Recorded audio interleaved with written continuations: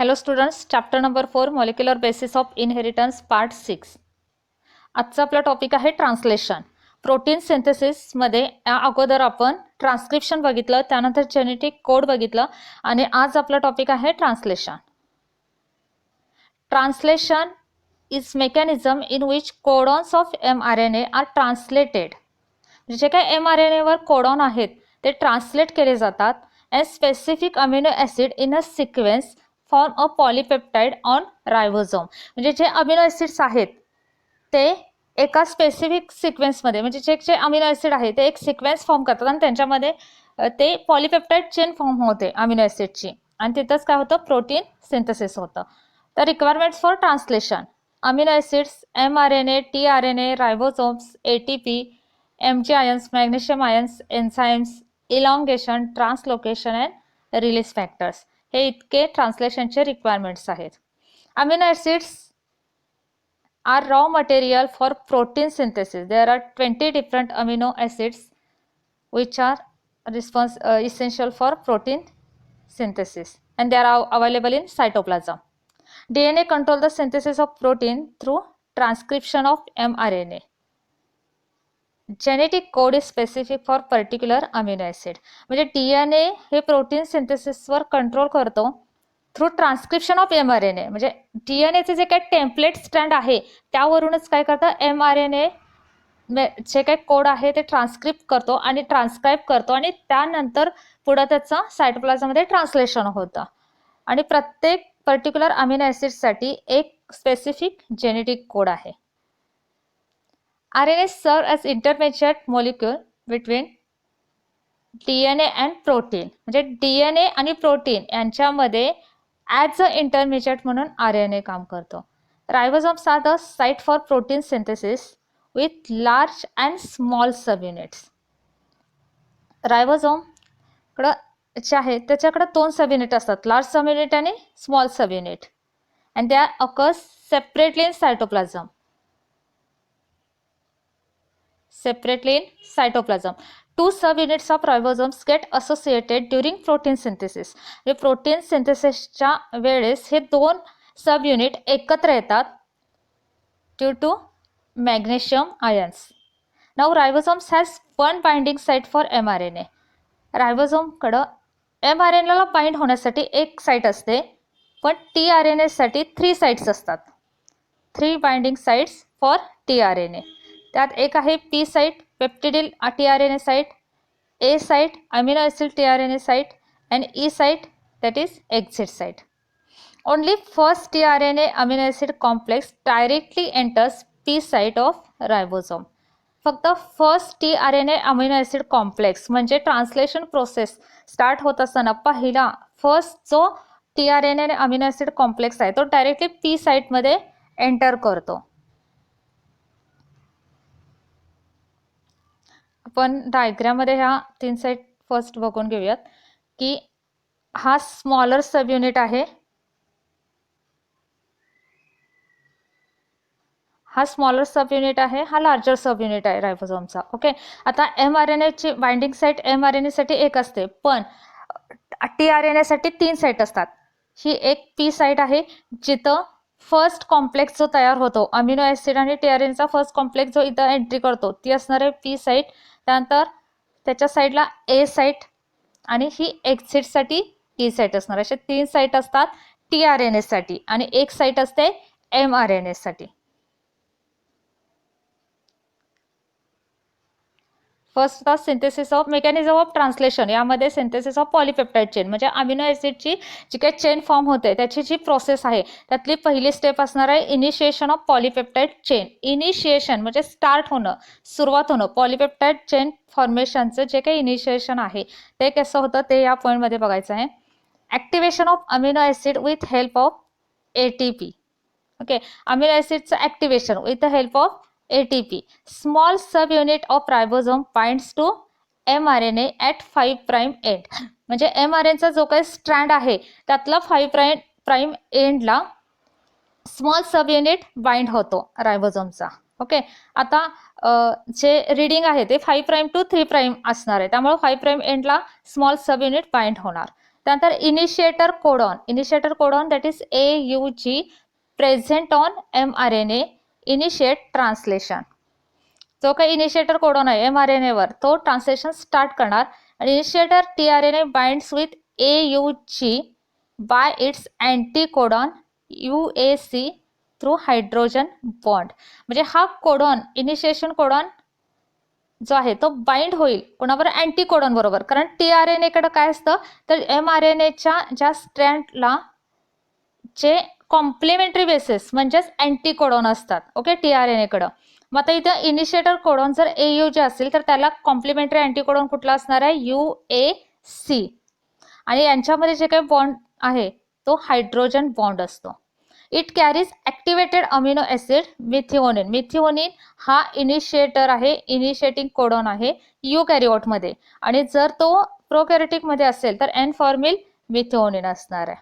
So it carries activated amino acid methionine in eukaryote and N-formyl methionine in prokaryotes.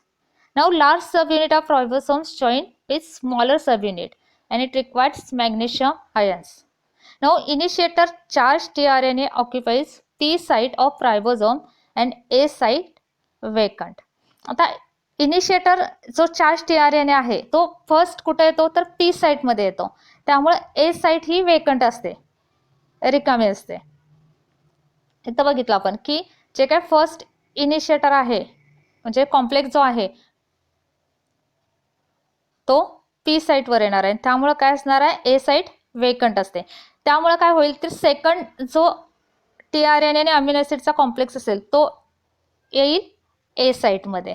A site मध्ये आल्यानंतर काय होईल हा first initiator जो आहे पहिला अमिनो ॲसिड आहे तो आणि सेकंड असणारा जो काही अमिनो ॲसिड आहे त्यांच्यामध्ये पॉलिपेप्टाइड चेन फॉर्म होईल ओके. त्यानंतर आता इलॉंगेशन म्हणजे फर्स्ट इनिशिएशन झालं पण आता इलॉंगेशनची सेकंड जो अमिनो ॲसिड आहे तो पॉलिपेप्टाइड बॉन्ड फॉर्म करणार आहे फर्स्ट अमिनो ॲसिड सोबत. त्याच प्रकारे परत एक 1 बाय 1 अशा अमिनो ॲसिड तिथं बाइंड होणार, पॉलिपेप्टाइड चेन फॉर्म करणार आणि हे असणार आहे इलॉंगेशन. सो नेक्स्ट स्टेप काय असेल इलॉंगेशन ऑफ पॉलिपेप्टाइड चेन.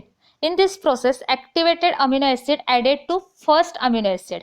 म्हणजे जो सेकंड ॲक्टिवेटेड अमिनो ॲसिड आहे तो फर्स्ट अमिनो ॲसिडमध्ये ॲड होणार आणि इथं त्यांच्यामध्ये पेप्टाइड बॉन्ड फॉर्म होतो.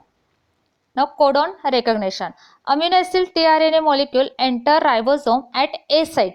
कारण फर्स्ट जो असतो तो फक्त P साइटमध्ये येतो, आता नंतरचे येणारे ते सगळे A साइटमध्ये येतील. Then anticodon binds with codon by hydrogen bond. Anticodon आणि कोडॉनचं जे काय बॉन्डिंग आहे ते कसं असतं हायड्रोजन बॉन्ड असतं. Then amino acid on tRNA at P site join to amino acid on tRNA at A site. आपण डायग्राम मध्ये समजून घेऊयात. आता फर्स्ट अमिनो ॲसिड सांगितलं की A साइटमध्ये असणारा जो काय अमिनो ॲसिड आहे जो इथं आहे तो T साइटमध्ये असणाऱ्या अमिनो ॲसिड बरोबर जॉईन होतो आणि त्यांच्यामध्ये पेप्टाइड बॉन्ड तयार होतो okay. Next enzyme ribosome act as a catalyst. Ribosome हे एन्झाईम जे आहे म्हणजे RNA जेव्हा ॲज अ एन्झाईम काम करतो तेव्हा तो काय असणार आहे रायबोसोम तर ॲज अ कॅटलिस्ट म्हणून काम करतो. Now first tRNA at P site removed. जो फर्स्ट tRNA होता तो P साइटमधून रिमूव्ह होतो. Then there is process of translocation. Important term आहे समजून घ्या. tRNA at A site carrying dipeptide moves to P site. म्हणजे tRNA A साइटवर असणारा जो काय tRNA आहे it carries dipeptide moves to P site. म्हणजे तो काय होईल P साइटकडे मूव्ह होईल स्वतःची जागा. म्हणजे तो सेकंड असणार आहे जो A साइटकडे आला होता तो हा सेकंड जो आहे तो A साइटला आला होता. A साइटवरून तो काय जाईल आता P साइटवर जाणार आहे. म्हणजे इथं बघू शकता आपण की A साइटवर होता तो अगोदर तो इथं स्वतःची पोझिशन सोडून तो परत कुठं जाईल P साइटवर जाईल ओके. आणि P साइटवर हा असणारा तो कुठं जाईल E साइटवर. म्हणजे हा इथं गेला E साइट म्हणजे एक्झिट साइट आणि तिथून तो एक्झिट होईल ओके. आणि यालाच काय म्हटलं जातं translocation. This process is known as translocation. tRNA get positioned at P site of ribosome making A site vacant. म्हणजे नेक्स्ट tRNA साठी A साइट परत काय झाली, वेकंट झाली आणि इथं काय होईल मग next tRNA carrying amino acid will be received. So this process is known as translocation.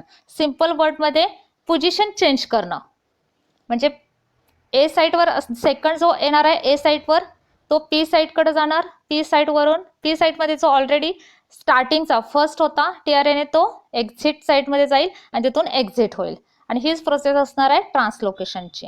Now first tRNA discharge from E site.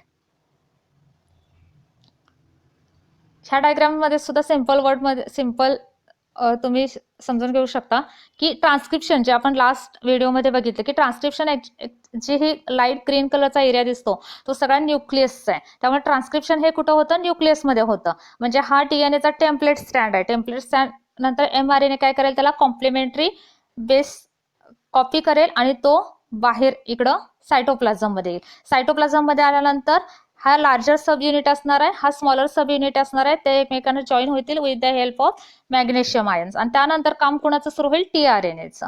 आणि असे काय होतील तर हे amino acid polypeptide chain form करून तिथं प्रोटीन सिंथेसिस होईल. ओके, हे जे फ्री अमिनो ऍसिड्स असणार आहेत सायटोप्लाझममध्ये ते इथं काय येऊन त्याचं डिकोडिंग झाल्यानंतर त्याची पॉलिपेप्टाइड चेन फॉर्म होईल आणि तिथं प्रोटीन सिंथेसिस होईल. ओके, हे एक डायग्राम ॲज अ रेफरन्स म्हणून तुम्हाला दिलेले आहे. Now process repeated, amino acid added to polypeptide then required 0.1 second for formation of peptide bond. म्हणजे पेप्टाइड बॉन्ड फॉर्म होण्यासाठी फक्त 0.1 सेकंद लागतो. Then charge tRNA with its amino acid arrives at A site of ribosome. Anticodon and codon bind by hydrogen bond. तेच परत आपण आता ह्याचं सांगितलंच आहे. Then polypeptide bond form. Second tRNA discharge from P site to E site and leaves ribosome. म्हणजे परत ही process काय होणार आहे, रिपीट होणार. In short, arrival of tRNA, formation of peptide bond, then ribosomal translocation and removal of previous tRNA. म्हणजे जो previous tRNA आहे तो काय होईल, रिमूव्ह होईल. As ribosome moves over mRNA, all codons on mRNA exposed one by one for translation. हेच बघितलं आपण की जसं एक tRNA येईल तसं काय होणार, इथं पॉलिपेप्टाइड चेन फॉर्म होईल आणि इथं पूर्ण म्हणजे कुठपर्यंत चालणार आहे, हे टर्मिनेशन होईपर्यंत. म्हणजे जस्ट आपण इलॉंगेशन बघतोय की अशी काय होणार आहे, ही चेन फॉर्म होणार. वरून जो tRNA येणार त्यानंतर हा tRNA परत त्याची पोझिशन चेंज करेल आणि एक्झिट होईल. नवीन tRNA येण्यासाठी तो त्याची जागा रिकामी करेल. Now see termination and release of polypeptide. At end of mRNA there is a stop codon. म्हणजे ही प्रोसेस कुठेतरी टर्मिनेट होणार आहे, स्टॉप होणार आहे. हे कधी होणार की जेव्हा तिथं mRNA वर स्टॉप कोडॉन असणार आहे. एक्सपोज्ड ॲट ए साइट आणि जो ए साइटला एक्सपोज होईल. It's not read and join by anticodon. तो रीड केला जात नाही आणि अँटीकोडॉनला जॉईन पण केला जात नाही, कारण तिथं काय असणार आहे, तो कोणताही अमिनो ॲसिडसाठी स्टॉप कोडॉन हे कोणत्याही अमिनो ॲसिडसाठी कोड करत नाहीत. There is release factor which bind to stop codon. Stop कोडॉनला रिलीज फॅक्टर बाइंड होतो अँड टर्मिनेट द ट्रान्सलेशन. तिथं ट्रान्सलेशन काय होतं, स्टॉप होतं, टर्मिनेट होतं. Now polypeptide now release in cytoplasm. जी अमिनो ॲसिडची चेन फॉर्म झालेली आहे ती सायटोप्लाझममध्ये रिलीज केली जाते. Then 2 sub units of ribosome dissociate. 2 sub unit रायबोसोमचे एकमेकापासून बाजूला जातात and last tRNA is set free in cytoplasm. जो लास्ट tRNA आहे तो सायटोप्लाझममध्ये फ्री केला जातो. mRNA has some additional sequences that are not translated, referred as untranslated region UTR. mRNA कडं असे काही ॲडिशनल सिक्वेन्सेस असतात जे ट्रान्सलेशन करत नाहीत, म्हणजे ते ट्रान्सलेट होत नाहीत, पण त्यांना ते ट्रान्सलेशनसाठी म्हणजे एफिशियंट होण्यासाठी, ट्रान्सलेशन ही प्रोसेस चांगली होण्यासाठी हेल्प करतात आणि त्यांनाच अनट्रान्सलेटेड रिजन असं म्हटलं जातं. आणि ते present at both the end, 5 prime end that is before initiation and 3 prime end, the 3 prime end that is after termination, and they are required for efficient translation process. Finally, mRNA released in cytoplasm and get denatured by nucleus immediately. mRNA release केला जातो cytoplasm मध्ये, denature केला जातो nucleus एन्झाईमनं, आणि so mRNA is short lived. Okay, इथं translation ही process संपलेली आहे. Next व्हिडिओमध्ये रेग्युलेशन ऑफ जीन एक्सप्रेशन हा टॉपिक असणार आहे. Okay, thank you.